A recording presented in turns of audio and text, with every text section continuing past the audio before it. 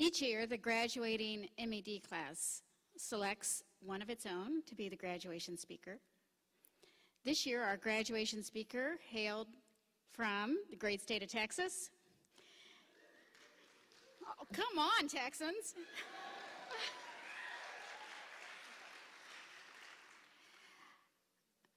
Hector Garza is a graduate of Our Lady of the Lakes University, and he will return to Texas to teach this coming year at Holy Cross in San Antonio. Hector was an elementary major with me, although he really taught Spanish and art, and he became the resident artist of his class and left a lifelong image for future ACE teachers by painting a huge mural in the basement of the Oklahoma City ACE house.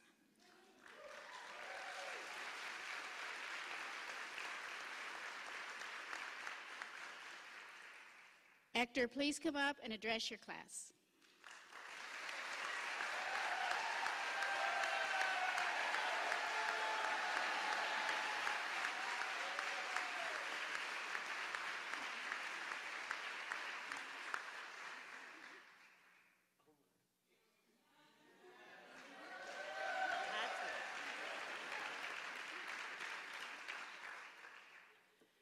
There were some people in my class who requested for me to play a song on my guitar.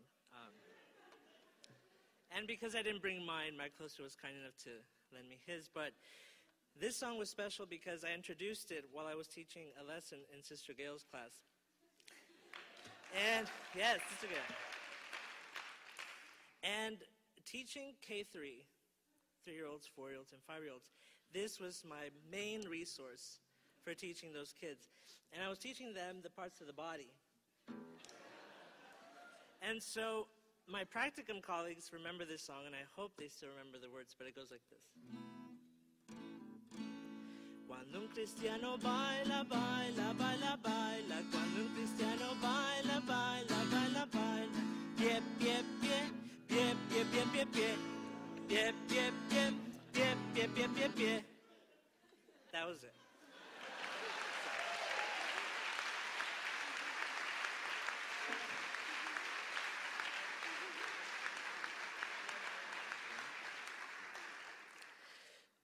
All right. I honored what you requested. Good afternoon once again, Vice President Mazar, distinguished faculty, honored guests, and fellow graduates. I want to begin by expressing my deepest gratitude to the entire ACE community for having blessed me with this gift. Thank you for allowing me to share my story. As I reflect on two of the most challenging, transformative, life-giving years of my life, I have to say that our God is truly a God of incredible surprises. In the words of Archbishop Oscar Romero, it helps now and then to step back and take a long view. The kingdom is not only beyond our efforts, it is even beyond our vision. We accomplish in our lifetime only a tiny fraction of the magnificent enterprise that is God's work. Nothing we do is complete, which is a way of saying that the kingdom always lies beyond us. As a Mexican-American first-generation college student from a small border town, I never imagined that God would call me to the University of Notre Dame and invite me to enter into an experience that would change my life forever. Today, I change statistics. Today, I change the mentality of society's views on Hispanics and those that live with the struggle to try to get educated. I'm a testament and proof that God provides for all of us in the midst of the struggles. None of you are here by chance. You are here because you answered yes to God's call. Just when we thought that our lives and future plans were set, God called each and every one of us. We were called to teach, live in community, and strengthen our spirituality. For some of us, answering God's call was extremely challenging and was probably not the kind of service program that we had in mind. I strongly believe that our entire ACE experience has been a series of incredible surprises and events that have allowed for personal growth. We were invited into an experience that challenged us to build relationships with individuals from various walks of life. And in the midst of the conflict and chaos that each of us experienced our first days in the classroom and in community, we persevered and found hope in each other. Coming into my first year in A's, I was blessed with two strong pillars: a beautiful Southern belle with a kind heart, who always had the right words to say, and an extremely intelligent young man with a gentle spirit who always challenged me to see the world in a different way, unless he was otherwise occupied with a game of Halo or Star Wars. And just when I had built a strong bond with these two people, surprise, 3 new rookie teachers were added to the mix my second year. I was blessed again. The experience was about to change again. And boy, did we have some crazy adventures. Now, when I say surprises, going out as a community will always lead to certain surprises. At the house, Ryan was showing us this, fighting move that's a combination of a kick and a punch. And it's really hard to explain. I would have to show it to you. And so we decided to go out that night, renew our zeal, that sort of thing with each other. And so what better form than to go out dancing, So we went into this club, shaggy carpet, life-size statue of Elvis. The floor would light up at random. It was very fun. And so we show up, and, the night's progressing, and everyone's like, yeah, getting down. And I'm looking at Ryan, I'm like, I should do it. I should do that move, but make it into a dance move. So I went out there, we're in a circle, and I say, you know what? I'm not from Oklahoma. I'll probably never be back here again. Why not? So we're all dancing, and it looks something like this.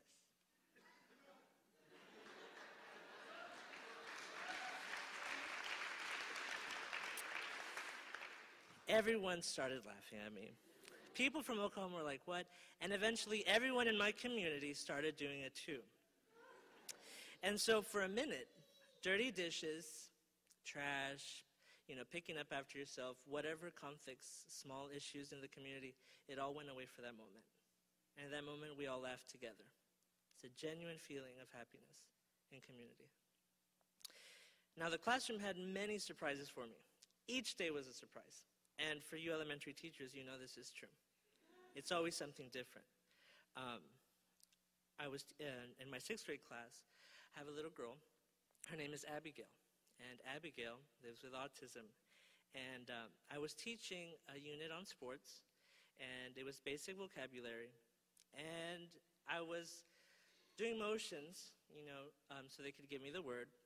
And I'm up in front of the class, and I'm ready to, show them baseball. And I go, and then I hear, ow! What was that? And I'm like, they're like, oh my gosh, Senior Garza, you hit Abigail with the ball. I was like, what? And then I'm like, what would Brian Husby do at a time like this? I'm like, this is it. This is my chance to put into practice what we've learned. And I said, I'm so sorry, Abigail. Can you throw me the ball back? Sure. And so I do it again. I go, and then she says, you're out. So each day was a surprise teaching. And any moment that seemed hopeless was filled with moments of laughter and joy in my school. Whatever path you choose to pursue, if you choose it in light of your faith, your passion, where your heart is, and as a calling, God will bless you abundantly. Serve the ACE program, the people in Chile, teach in the classroom, pursue advanced studies, or even celebrate the sacraments of marriage or holy orders. God will provide. If you abandon yourself entirely to providence, not only will you succeed, but you will also give glory to God by sharing of your gifts and talents in an effort to transform our world. Now, before I close, I would like to give you something. At the December retreat, I gave you a piece of my talent that God gave me. And today, I'm going to give you a piece of my culture. So I ask that the ACE 13 class, my friends, my family, to please stand.